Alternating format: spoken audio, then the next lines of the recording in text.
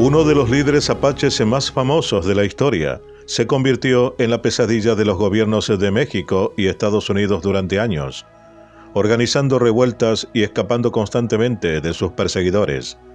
Al final, cansado y alcoholizado, acabó sus días en una reserva y convertido en una celebridad, Jerónimo. Esta es su breve pero impresionante historia.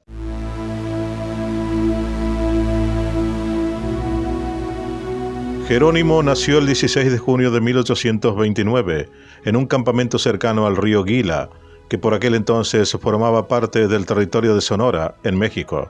Bautizado en su lengua nativa como Goya-Ale, el que bosteza, ha pasado a la historia como Jerónimo. Algunos sugieren que el nombre surgió como una mala pronunciación por parte de los mexicanos de su auténtico nombre indio. Los apaches Bedonkohe, una de las 4 tribus principales de los chiricahuas, al igual que sus parientes Chocone, Chijene y Nenni, eran ya en aquel entonces una población prácticamente sedentaria que se dedicaba a cultivar judías, maíz y patatas. Esporádicamente realizaban algunos robos. Apacho significa enemigo en lengua suñi, y de ahí deriva el nombre que les pusieron los españoles, pero generalmente sus relaciones con los mexicanos eran pacíficas. Quienes les odiaban y temían creían firmemente que Jerónimo poseía atributos místicos, entre los que destacaban que era capaz de hacer encasquillar los rifles de sus enemigos y que hacía inmunes a las balas a todos aquellos que cabalgaban junto a él.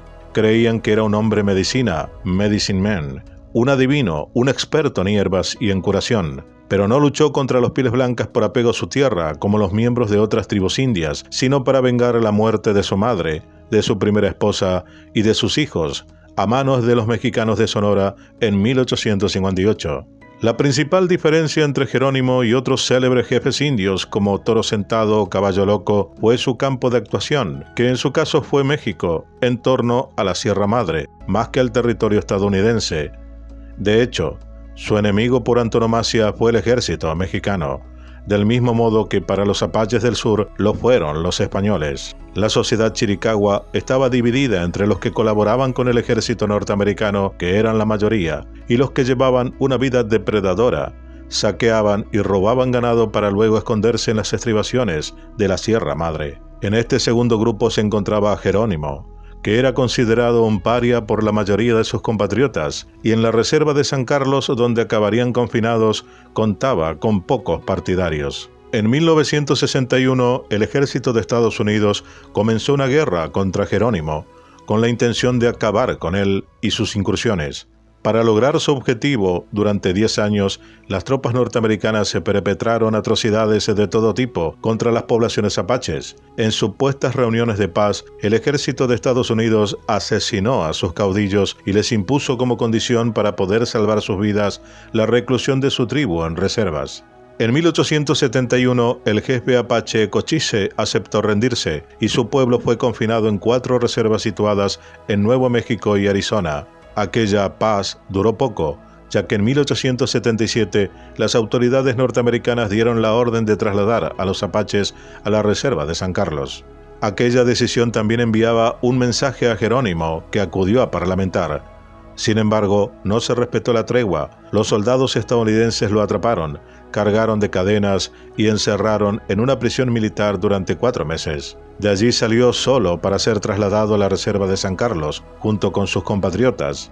El 30 de septiembre de 1881 hubo una sublevación en la reserva ante el miedo a una supuesta operación para arrestar a los elementos más beligerantes. En aquella revuelta, 375 apaches, entre ellos 74 guerreros, escaparon de San Carlos y sembraron con Jerónimo a la cabeza el terror allí por donde pasaron.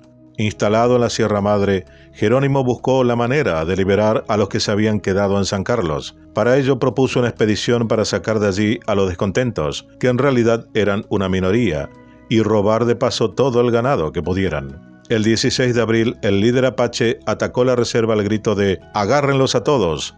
¡Disparen a quienes se nieguen a venir con nosotros!». En realidad, muchos de los 179 apaches chijenes liberados que se vieron obligados a partir con el grupo de Jerónimo lo hicieron a punta de rifle.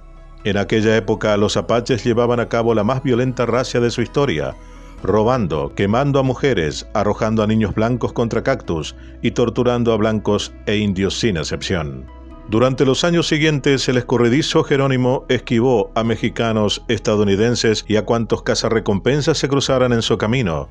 En mayo de 1883, el gobierno de Estados Unidos ordenó realizar operaciones en México, sin contar con la autorización del gobierno de aquel país, para dar caza a los saqueadores. Una interminable hilera de exploradores apaches se ofreció a unirse a la captura de Jerónimo, que finalmente fue cercado por el general Crook en la Sierra Madre. Crook prometió tratar como amigo al líder apache si se rendía y le acompañaba a Estados Unidos de forma pacífica, a lo que Jerónimo, temeroso de que llegaran los mexicanos, accedió. Con las raciones de comida bajo mínimos y sin la capacidad de hacer tantos prisioneros, a Crook no le quedó más remedio que confiar en la palabra dada por el caudillo apache.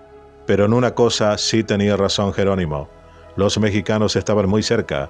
En enero de 1883, estos sorprendieron a uno de los lugartenientes de Jerónimo. En la escaramuza murieron 14 hombres y numerosas mujeres fueron capturadas, entre ellas una esposa del líder indio. Como consecuencia, el general Crook esperó a Jerónimo durante meses, e incluso en el Congreso estadounidense se llegó a debatir con sorna si no sería Crook el que había sido capturado y no al revés. No fue hasta finales de 1883 cuando Jerónimo, sin escapatoria en México, apareció por sorpresa en la reserva de San Carlos. Durante algún tiempo, Jerónimo dio algún que otro problema en la reserva debido a su adicción al alcohol. Cansado de aquella vida y de las prohibiciones del Gran Padre Blanco, como los indígenas llamaban al gobierno estadounidense, el líder organizó una nueva revuelta y huyó con un pequeño grupo de partidarios. Sorprendido en la Sierra Madre Occidental por un grupo de soldados estadounidenses que habían realizado otra incursión ilegal en territorio mexicano, Jerónimo y sus lugartenientes prometieron verse con Crook en la frontera. El 25 de marzo de 1886 se fueron fieles a su cita, aunque lo hicieron completamente borrachos. El general permaneció con gesto pétreo y se limitó a lanzarles un ultimátum: o se rinden o les mataré aunque me lleve 50 años, afirmaría. A lo que Jerónimo respondió: me entrego.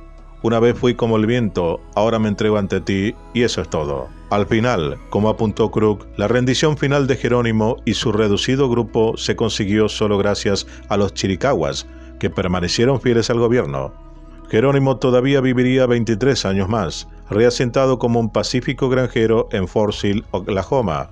El mito del gran jefe Jerónimo proviene de esa época, cuando el antiguo caudillo empezó a ser invitado como si de una gran celebridad se tratase, a ferias y festivales dedicados al viejo oeste. En 1905 incluso participó en el desfile inaugural del presidente Theodore Roosevelt y dictó su autobiografía en términos exagerados y casi legendarios. Jerónimo también se convirtió al cristianismo, pero nunca renunció a sus creencias apaches ancestrales.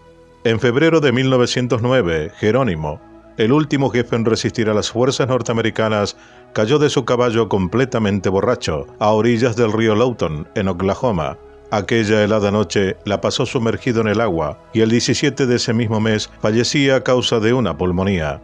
La historia de la conquista de territorios para el propio beneficio, ya sea de gobiernos o terratenientes en el mundo, y en este caso el americano, es tan vieja que no sabemos cuándo y dónde se inició. El relato de la vida de Jerónimo, de sus ataques y motivos, y de la parte que le tocó a todos los involucrados de los países vecinos, aún tienen muchas lagunas, y no hay una verdad absoluta del asunto.